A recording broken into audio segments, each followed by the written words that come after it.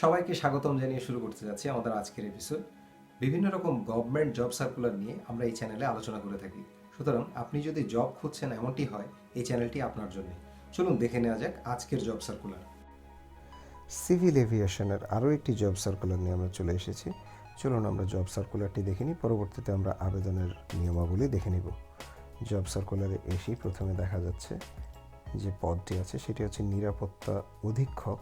এটি মহিলাদের পদ, 13 নম্বর গ্রেডের পদ, 30 বছর বয়স এবং সামরিক বাহিনী, প্রাক্তন সামরিক বাহিনীর সদস্যগণের জন্য 35 বছর পর্যন্ত শিথিলযোগ্য।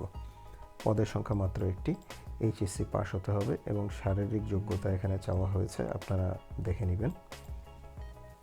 সকল জেলার প্রার্থীগণ আবেদন করতে পারবেন। এরপর যেটি দেখা যাচ্ছে তথ্য সহকারী, এটিও মহিলা পদ। তথ্য সহকারীর জন্য 13 নম্বর গ্রেডের পদ, বয়স সর্বোচ্চ 30, সর্বনিম্ন 18। এইচএসসি পাস, সুস্পষ্ট বাংলা ইংরেজি বলার যোগ্যতা এবং সুকণ্ঠ ও আকর্ষণীয় ব্যক্তিত্বের অধিকারী হতে হবে। নির্দিষ্ট প্রশিক্ষণ কোর্সের সফল সমাপনের পর নিয়োগ স্থায়ী করা হবে। এখানে সকল জেলার প্রার্থীগণ আবেদন করতে পারবেন। নিরাপত্তা অপারেটর মহিলা, 14 নম্বর গ্রেডের পদ, এইচএসসি পাস হতে হবে এবং শারীরিক যোগ্যতা আছে, শারীরিক যোগ্যতা থাকতে হবে। 60 মুদ্রাক্ষরিক কাম কম্পিউটার অপারেটর, 14 নম্বর গ্রেডের পদ, বয়স একই, এইচএসসি পাস এবং টাইপিং স্পিড থাকতে হবে এবং কম্পিউটার 60 লিপি, যেটা 60 লিপি অর্থাৎ শর্ট হ্যান্ডের স্পিডও থাকতে হবে। ড্রাফটসম্যান, 15 নম্বর গ্রেডের পদ, বয়স 18 থেকে 30, স্বীকৃত বোর্ড কর্তৃক প্রদত্ত ড্রাফটসম্যানশিপে ডিপ্লোমা থাকতে হবে। মোটর পরিবহন চালক, 15 নম্বর গ্রেডের পদ, 8ম শ্রেণী পাস হতে হবে। পদ সংখ্যা এখানে আছে 8টি, এটি সর্বোচ্চ পদের সংখ্যা এখানে দেখা যাচ্ছে। চলুন এরপর আমরা দেখে নিই 7 নম্বর যেটি দেখা যাচ্ছে। 7 নম্বরে গেলে দেখা যাচ্ছে মেকানিক।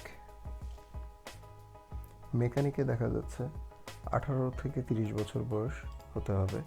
2টি পদ খালি আছে। মাধ্যমিক স্কুল সার্টিফিকেট অর্থাৎ এসএসসি সায়েন্স হতে হবে। সংশ্লিষ্ট ক্ষেত্রে ট্রেড লাইসেন্স থাকতে হবে এবং এখানে জেলা কোটা আছে। জেলা কোটাটি আপনারা দেখে নেবেন যে আপনাদের জেলা এখানে অন্তর্ভুক্ত আছে কিনা। এখানে যে জেলাগুলো দেওয়া আছে সেই জেলার প্রার্থীদের আবেদন করার প্রয়োজন নেই। এই জেলাগুলো বাদে অন্যান্য জেলার প্রার্থীগণ আবেদন করতে পারবেন। এরপর আছে বিদ্যুৎ কারিগর, এসএসসি সায়েন্স হতে হবে এবং ট্রেড লাইসেন্স থাকতে হবে। অ্যারোড্রোন ফায়ার অপারেটর, এইচএসসি পাস এবং শারীরিক যোগ্যতা থাকতে হবে। রেডিও মিস্ত্রি, 16 নম্বর গ্রেডের পদ, 2টি পদ খালি আছে। এসএসসি সায়েন্স হতে হবে এবং ট্রেডে সার্টিফিকেট থাকতে হবে। টেলিফোন অপারেটর, 18 থেকে 30 বছর, 1টি পদ খালি আছে। এসএসসি পাস হতে হবে এবং এক্সপিরিয়েন্স থাকতে হবে। ইঞ্জিন চালক, 2টি পদ খালি আছে। বিদ্যুৎ বোর্ড হতে বি এবং সি লাইসেন্স থাকতে হবে। স্বীকৃত বোর্ড হতে মেকানিক্সের ট্রেড সার্টিফিকেট থাকতে হবে। সশস্ত্র নিরাপত্তা প্রহরী, এটি 19 নম্বর গ্রেডের পদ, এখানে 14টি পদ খালি আছে। এসএসসি পাস হতে হবে এবং উচ্চতা, নির্দিষ্ট পরিমাণ উচ্চতা থাকতে হবে। আপনারা এখানে দেখে নেবেন যে কী পরিমাণ উচ্চতা চাওয়া হয়েছে। মহিলা এবং পুরুষ ব্যতি রেখে ভিন্ন উচ্চতা দেওয়া আছে। এরপর দেওয়া আছে সহকারী অপারেটর, 19 নম্বর গ্রেডের পদ, পদ সংখ্যা 2টি, 8ম শ্রেণী পাস, মেশিন এবং যন্ত্রপাতি ব্যবহারে 2 বছরের অভিজ্ঞতা থাকতে হবে। এরপর আমরা দেখতে পাচ্ছি ট্রাফিক হ্যান্ড, 20 নম্বর গ্রেডের পদ, 18 থেকে 30 বছর হতে হবে। 1টি পদ খালি আছে, এসএসসি পাস হলেই চলবে।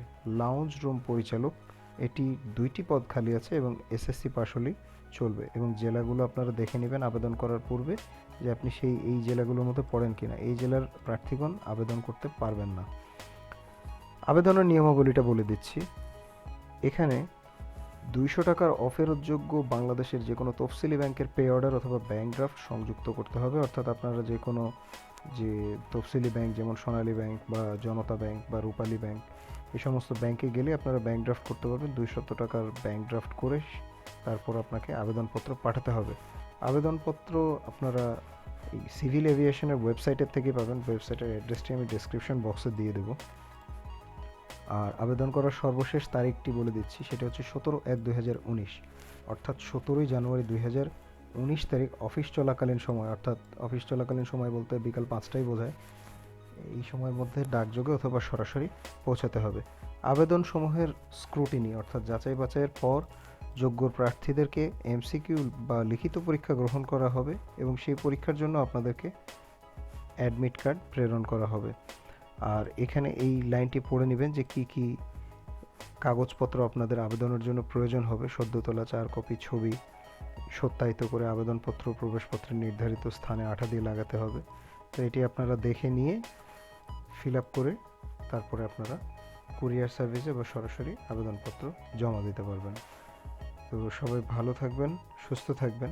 আরেকটি জিনিস আমি আবারও দেখিয়ে দিচ্ছি, এই ইয়ের বেসামরিক বিমান চলাচল কর্তৃপক্ষের ওয়েবসাইটে গেলেই আপনারা ঠিক এমন একটি ফর্ম পাবেন। এই ফর্মটি পূরণ করতে হবে। স্যাম্পল হিসেবে আমি ফর্মটি দেখিয়ে দিচ্ছি, এখানে দেখে নিন। এই যে ছবির মাপও দেওয়া আছে, এখানে ছবি আঠা দিয়ে লাগাতে হবে। পদের নাম, বিজ্ঞপ্তির নাম্বার, প্রার্থীর নাম সমস্ত কিছুই দেওয়া আছে।